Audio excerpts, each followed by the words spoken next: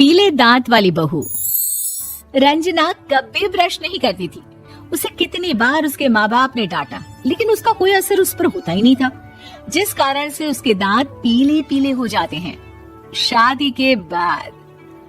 अरे बहू, वैसे तो तुझ में कोई कमी नहीं है, पर तेरे दांत इतने पीले कैसे हैं बेटा? कैसे है मतलब? कोई सर्जरी थोड़ी ना कराइए। वो तो क्या नाम, मैं ब्रश नहीं करती थी तो पीले हो गए। अब क्या करूं? आप कहे तो लाल करवा लूं या फिर काले? यार ये क्या है, क्यों माँ से लड़ रही हो? लड़ रही हूँ? अरे मैं लड़ रही हूँ या ये बोल रही है कि दांत पीले हैं, पीले? अरे तपस्या थोड़ी ना की है इन्हें पीले करने के लिए। बकायदा ब्रश नहीं किया है 20 साल तक, तब जाकर। छी, कैसी बात कर रही हो? ये उस वक्त तो पीले नहीं थे जब हम लोग तुम्हें देखने आए थे। अरे तब साफ करवा लिया होगा डेंटिस्ट के पास जाकर। अब देखो कैसे पीले पीले लग रहे हैं। रंजना सास की तरफ गुस्से से देखती है। फिर शुरू हो गई पीले पीले पीले।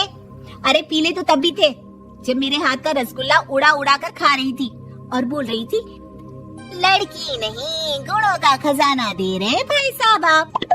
खैर, अब वो लोग करते भी तो क्या करते, पीले दांत वाली बहू पल्ले पड़ी थी तो झेलना तो था ही। एक दिन कीर्तन में रंजना गाना गा रही थी।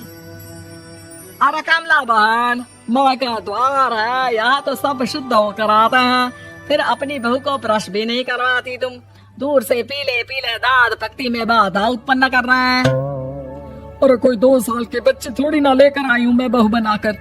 अच्छी खासी लड़की है, अरे कैसे करवाऊं ब्रश? ये तो उसे खुद करना चाहिए ना। अब माँ बाप तो इसके जैसे तैसे निपटा दिए, ये नहीं सोचा कि सास कैसे संभालेगी।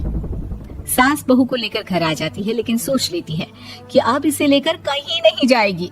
अगले रोज बहू कहती है, अरे क्या हो गया, मंदिर नहीं जाना क्या? कीर्तन का वक्त हो रहा है।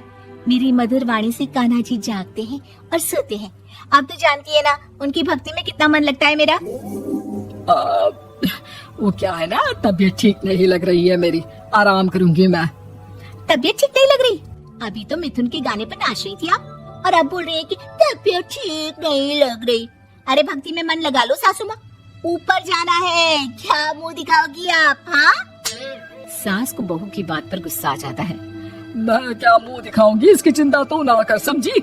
अपने मुंह की चिंता कर, जो ये पीले पीले दांत लेकर हर जगह पहुंच जाती है। पता है लोग कितना मजाक बनाते हैं। ना जी ना, मैं नहीं जाना कहीं तेरे साथ। तो ये बात है। कोई ना, मत जाओ, मैं अपने कमरे में ही बैठकर भक्ति कर लूंगी। ऊपर वाला दांत थोड़ी ना दिखता है, मन दिखता है, भावना दिखता है। और अरे बस बस, तू सब कुछ दिखा, बस ये सफेद चमकदार दांत ना दिखाना किसी को, है? जा यहाँ से। बहू को सास की बात का कोई फर्क नहीं पड़ता। वो तो जैसी थी वैसी ही रह जाती है। सुबह नहाकर किचन में खाना बनाना, फिर खाना खाना, कीर्तन भजन करना और सो जाना। एक दिन, माँ जी मैं सहेली के घर जा रही हूँ, शाम को लेट आऊंगी। हाँ हाँ तो जाना, मैंने कौन सा तेरी आरती करनी है घर पर बैठकर। रंजना सहेली के घर जाती है, जहाँ वो पार्टी में जाने की तैयारी कर रही होती है। अरे शिखा, कहाँ जाने की तैयारी कर रही है? मैं गलत वक्त पर आ गई क्या? अरे नहीं यार, उल्टा सही वक्त पर आई है। मैंने ये साड़ी और ज्वेलरी निकाली है यार, शाम को इनके ऑफिस की एक पार्टी में जाना है। बताना कैसा लग रहा है ये सब? नहीं यार, इस ड्रेस के साथ तो वो वाली ज्वेलरी अच्छी लगेगी। हाँ हाँ सही बोल रही है, मैंने ध्यान ही नहीं दिया। वैसे तो हमेशा से मस्त फैशन सेंस रखती है। तो बड़ा जाती होगी ना पति के साथ पार्टी में। रंजना कुछ नहीं बोलती, बस सोचती है कि यार काश ये बात सही हो जाती, पर मैं क्यों नहीं जाती पार्टी में? क्या इन लोगों की कोई पार्टी होती नहीं होगी? रंजना घर आती है और रात में पति से सवाल करती है, एक बात बताइए, आप मुझे किसी पार्टी में क्यों नहीं ले जाते? क्या आपके यहाँ ऑफिस में पार्टी नहीं होती? पति बेचारा क्या कहता कि दांत पीले हैं तुम्हारे इसलिए। अरे कोई पार्टी होती नहीं हम लोगों के ऑफिस में, तो कहाँ से लेकर जाऊं?